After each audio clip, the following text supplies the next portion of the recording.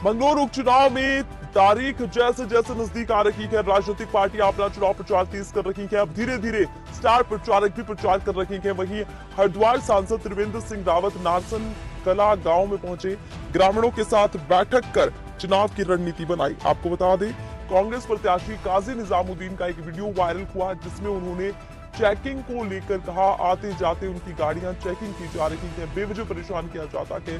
इस पर सांसद त्रिवेंद्र सिंह रावत ने कहा, कांग्रेस प्रत्याशी बेवजह आरोप लगा रहे हैं क्योंकि बीजेपी अपने तरीके से चुनाव लड़ती है, इसलिए उन्हें मर्यादा में रहना चाहिए, अपना काम करें, वोट मांगे, वो सबका अधिकार है। इस बार बीजेपी इस सीट पर चुनाव जीतेगी। देखिए, अभी तक जो हुआ सो हुआ, लेकिन अब यहाँ से भारतीय जनता पार्टी जीतेगी।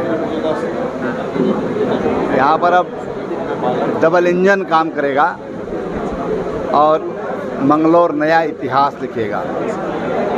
ना हाजी जीतने वाला है, ना काजी जीतने वाला है। इस बार जो करेगा वो करतार करेगा। अब उनकी बातों से ऐसा लगता है कि तो सब लंगोट बांध के चुनाव लड़ रहे हैं। अरे भाई, सबको पता है कि चुनाव कैसे लड़ा जाता है। तो भारतीय जनता पार्टी अपना जो चुनाव लड़ने का तौर तरीका है उसी से चुनाव लड़ा जा रहा है, और वो इस तरह के झूठे आरोप लगा रहे हैं, झूठे लांछन लगा रहे हैं, जो उचित नहीं है। उनको मर्यादा में रहना चाहिए और अपना काम करें। वोट मांगने, सबको वोट मांगने का अधिकार है।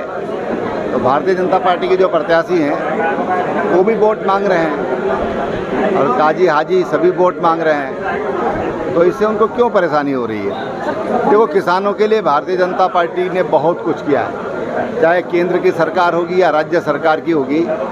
आज किसानों के लिए जिस तरह से बेहतर सुविधाएं भारतीय जनता पार्टी नीति सरकार ने दी हैं वो सब जग जाहिर है। चाहे किसानों की सम्मान निधि का सवाल होगा, एमएसपी का सवाल होगा, किसानों के लिए उनकी जो भूमि का जो स्वास्थ्य कार्ड बनाने का काम होगा, हर खेत को पानी देने का विषय होगा, या वैल्यू एडिशन का काम होगा, या ब्याज मुक्त ऋण देने का काम होगा, आयुष्मान कार्ड जो दिया गया है, तो तमाम किसानों के हितों के लिए काम किया गया है। जो एक खांडसारी नीति जब मैं मुख्यमंत्री था उस समय हम लाए थे, और आज उसका लाभ यहाँ के हजारों किसान उसका लाभ ले रहे हैं। किसानों को उनका वैल्यू एडिशन हुआ है। दूसरी चीज़, उनको समय पर उनके गन्ने का भुगतान हो रहा है। देखिएगा, मंगलौर का उपचुनाव जो है निश्चित तौर पर अब गति पकड़ चुका है, और जो उत्साह मतदाता के बीच में है, स्थानीय जो हमारे ग्रामवासी हैं, मंगलौर कस्बे के जो स्थानीय वोटर हैं, निश्चित तौर पर उन्होंने मन बनाया कि इस बार अवसर जो है हमें भारतीय जनता पार्टी को देना है। सरकार के साथ विकास की धारा थोड़ा सा तेज़ी से बहती है, इसमें कोई दो राय नहीं है, क्योंकि जब सरकार का नुमाइंदा, आपका जो जनप्रतिनिधि है, सरकार के बीच में जाकर के बैठता है तो अपनी बात को बहुत हक और जोर के साथ कहता है, और निश्चित तौर पर विकास के कार्य गति पकड़ते हैं। देखिएगा, निश्चित तौर पर आपने जो बातें कही हैं उसमें सत्यता है। भारतीय जनता पार्टी अभी तक यहाँ चुनाव नहीं जीत पाई क्योंकि इस सीट का जो परिसीमन है वो कुछ इस तरह का था कि यहाँ पर काफ़ी प्रयास करने के बावजूद भी जीत नहीं हासिल हो सकी।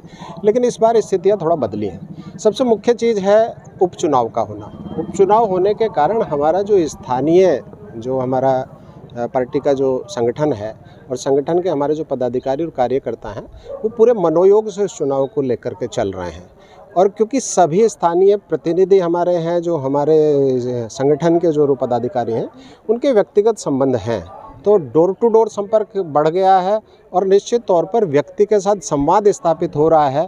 प्रति संगठन का कार्यकर्ता और पदाधिकारी जितने वोटों को प्रभावित कर सकता है वो अपनी क्षमता से लगा हुआ है, तो निश्चित तौर पर परिणाम बदलेंगे।